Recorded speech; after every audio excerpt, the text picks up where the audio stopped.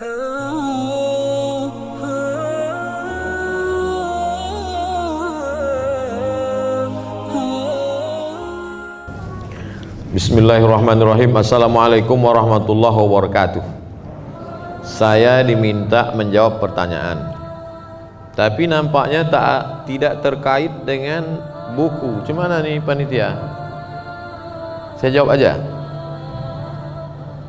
Kalau suami lebih mementingkan orang tuanya daripada kebutuhan rumah tangganya, sedangkan penghasilannya tak cukup untuk memenuhi kebutuhannya, apa yang harus dilakukan? Ini pasti yang ngirim nih istrinya.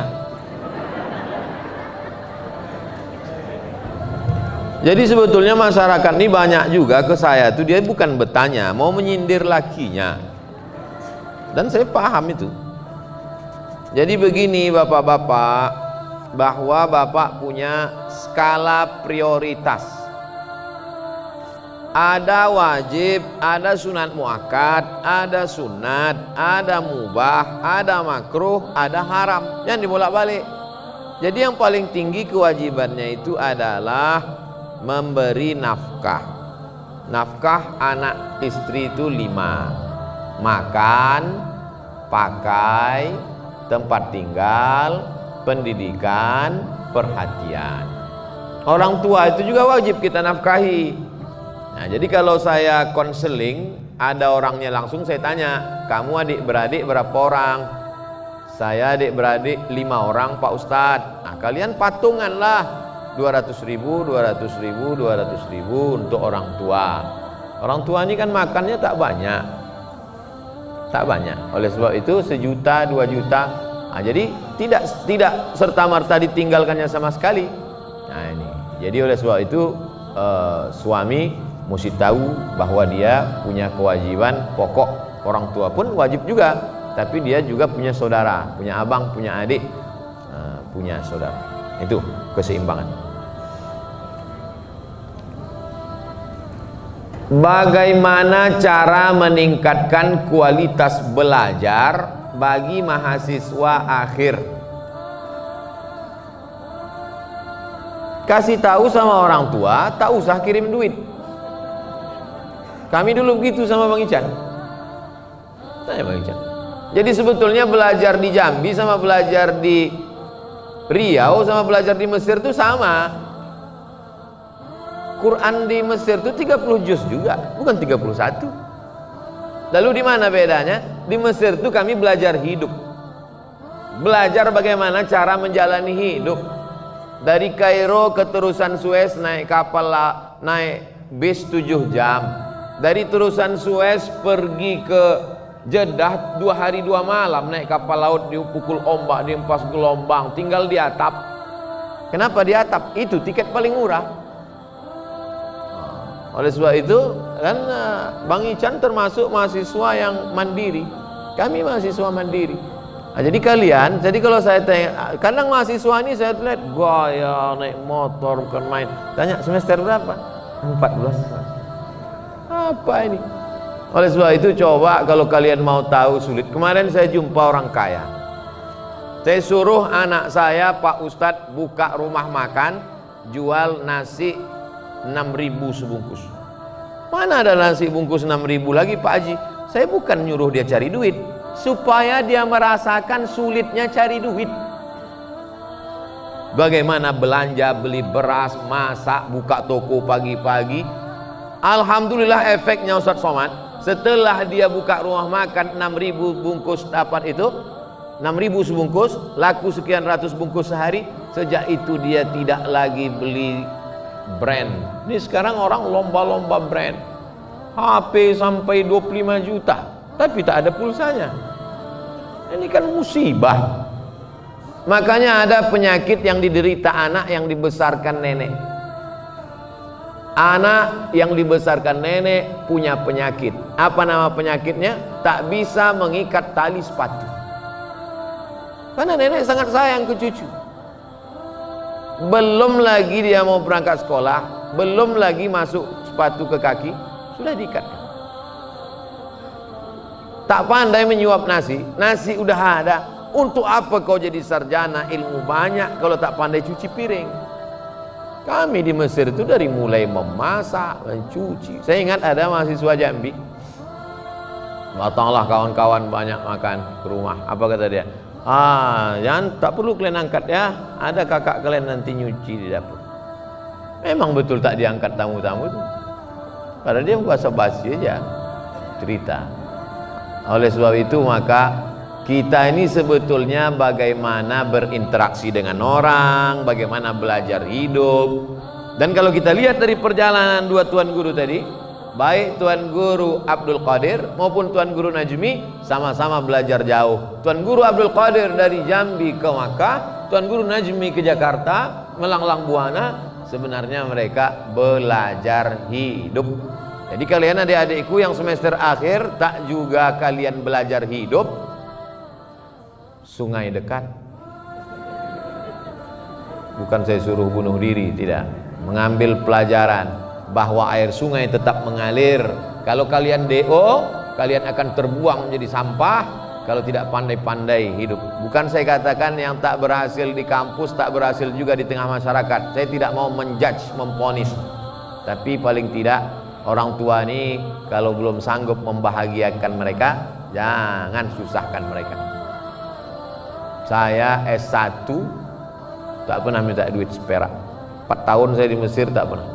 Bukan berarti orang tua saya susah, enggak. Tidak kaya kali, cuman sebatang dua batang sawit ada. Habis itu saya ke Maroko S2, beasiswa juga. Habis itu S3 ke Sudan. Waktu itu ada program 5.000 doktor. 3 kali saya ajukan permohonan, tak dapat. Tak apa salah saya. Tapi akhirnya doktor juga. 24 Desember 2019 saya sidang doktor.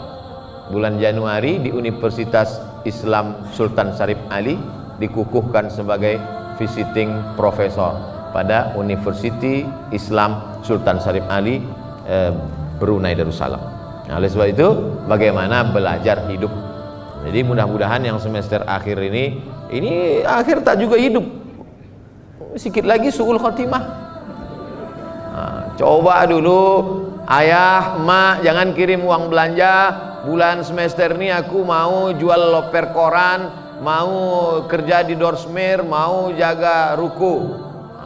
Insya Allah bangkit semangat. Beda antara orang lari santai sama lari dikejar anjing. Itu kami dulu beasiswa dari Azhar 160 pon, untuk makan 50, untuk sewa rumah 50, tinggal 60 biaya bis, simpan tabung, mana tahu demam panas, lalu kemudian ongkos angkot, taksi dan lain sebagainya. Putus beasiswa itu kalau 2 tahun tak naik. 1 tahun tak naik putus 25%, 2 tahun tak naik putus 50%, 3 tahun tak naik DO, siap-siap naik rakit dari Sungai Nil ke Sungai Siak. Nah, oleh sebab itu ancaman itu membuat kita menjadi semangat terus. Saya tahun 1 itu memang tak sanggup makan, hilang nafsu makan saking takutnya tak naik tingkat. Sampai sekarang masih ada takutnya juga. Bagaimana kita bisa memberi motivasi terhadap anak muda dalam diri kita sendiri menjadi seorang penulis yang handal dan selalu ini nampaknya menyindir saya nih, mentang-mentang saya belum pernah nulis buku macam ini. Buku saya kan buku-buku fikih, 99 tanya jawab salat, 37 masalah populer, 33 tanya jawab kurban, 30 fatwa seputar Ramadan, 66 fatwa seputar umroh. Dapatkan di toko buku terdekat. Buku saya tak ada yang novel seperti ini. Jadi pertanyaan ini nanti akan dijawab oleh penulis langsung. Nanti sekarang ini saya dulu. Ini untuk penulis.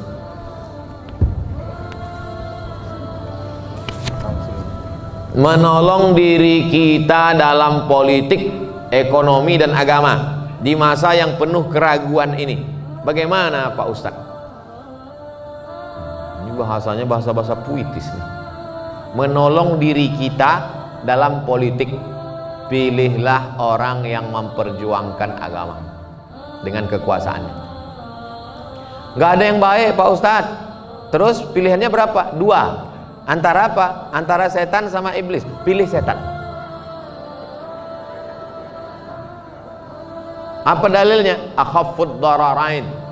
Memilih mudarat teringan di antara mudarat terberat. Itu ada dalilnya. Masuk kita ke hutan, pilihannya cuma 2. Makan babi sama mati. Pilih mana Bapak Ibu? Diam. Mana bisa? Pilihannya 2. Makan babi atau mati? Makan babi. Sementara dapat pisang. Kalau udah dapat pisang, jangan makan babi lagi. Datang kawan bawa pisang. Bro, ini pisang. Ah, enggak, sedap babi ini. Enggak bisa. Ini darurat. Nah, ini dalam bidang politik. Dalam bidang ekonomi, Pak Ustadz, begitu juga. Saya ini dililit riba, Pak Ustadz. Ada aset yang bisa kau jual? Ada. Jual aset. Bom riba nih. Bang, tutup dia. Jangan bergelimang riba lagi. Tak bisa Pak Ustadz. Kalau saya bom ini meledak semuanya. Hiroshima Nagasaki Pak Ustadz. Oke, bayar cicilan itu sampai lunas, tapi jangan jebakkan lagi dirimu dengan penuh kesadaran. Dalam bidang agama Pak Ustadz, oh Jambi negeri para ulama. Malam tadi kami lewat di daerah mana tuh Bang? Pesantren tua-tua tahun 1914. Pesantren lebih-lebih sahabat semua. Bisa pula orang Jambi bertanya, ragu dalam masalah agama. Kalau ada orang di Papua nanya ragu masalah agama, lalu selama ini kemana aja guys? Nah, masalah agama. Ini negerinya. Yang kita kaji dari tadi ini kan ulama-ulama ini. Oleh sebab itu hadiri kajian setiap Jumat pagi, membaca kitab Sairus Salikin jam 6 bersama Tuan Guru Solahuddin Sarkawi di pesantren Kumpai Darut Tauhid. Tadi jam 6 pagi tadi. Banyak tokoh-tokoh masyarakat. Bukan tanggung-tanggung, profesor ada situ. Pejabat-pejabat ada situ. Hebat-hebat. Saya tengok dengan mata kepala sendiri. Kitab yang dibaca Sairus Salikin. Penulisnya Syekh Abdul Somad Al-Falembani. Falembani orang Palembang. Yang ini Abdul Somad Al-Pekanbaru nih. Di masa penuh keraguan. Itu habis macam. Oke, terima kasih ke penulis. Bagi yang punya handphone, minta tolong, bukan menyuruh enggak, minta tolong buka handphone. Bukan saya jebak untuk subscribe, enggak. Tolong buka Google. Sudah? Tulis di Google tuh SOMAD. Iya saya tuh. SOMAD MO tak pakai spasi, sambung semua. SOMAD MOROCCO. MOROCCO. Somad Moroko. Spasi, setelah spasi menyembelih. Wah, bahaya nih. Menyembelih. Udah? Enter. Kalau tak terbuka, HP saya terbuka, berarti paket habis. Nah, nampak tulisan paling atas? Nah, udah? Nah, di situ saya tulis menyembelih kurban untuk orang yang telah meninggal dunia. Nah, ini kerja saya dulu. Jadi saya kalau ceramah ditanya orang, Ustadz, apa hukumnya berkurban untuk ayah kami, mak kami yang sudah meninggal? Nah, itu saya jawab secukupnya, pulang ke rumah, saya tuliskan dalilnya. Nah, ini sudah saya tulis, tanggal berapa situ? Saya tahu 21, cuman ngetes saja, terbuka enggak, itu maksud saya. 21 Oktober. Nanti ini sudah saya tulis ini 10 tahun yang lalu. Itulah kerja saya dulu. Jadi setiap pengajian, pertanyaan-pertanyaan itu saya bawa balik ke rumah, saya tulis. Membuat blog ini gratis dan tak hilang sampai mati. Gak pernah bayar saya blog ini. Dan tak hilang. Tulisan tetap ada. Nah itu. Jadi adik-adik, sahabat-sahabat, latihan menulis dari sekarang. Apa, mengapa, bagaimana.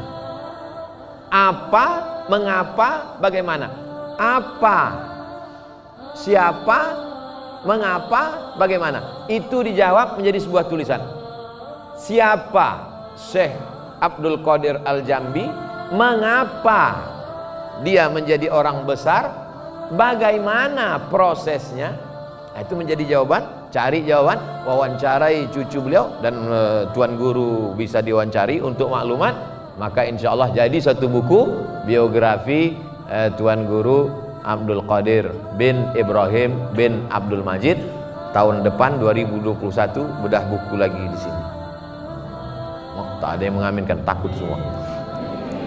Nah, jadi saya menulis begitu cara saya menulis. Sekarang sampai sekarang saya tetap menulis sesuatu, menulis di Instagram, di WhatsApp, yang penting-penting, yang tak penting enggak. Demikian jurus singkat yang dapat saya sampaikan.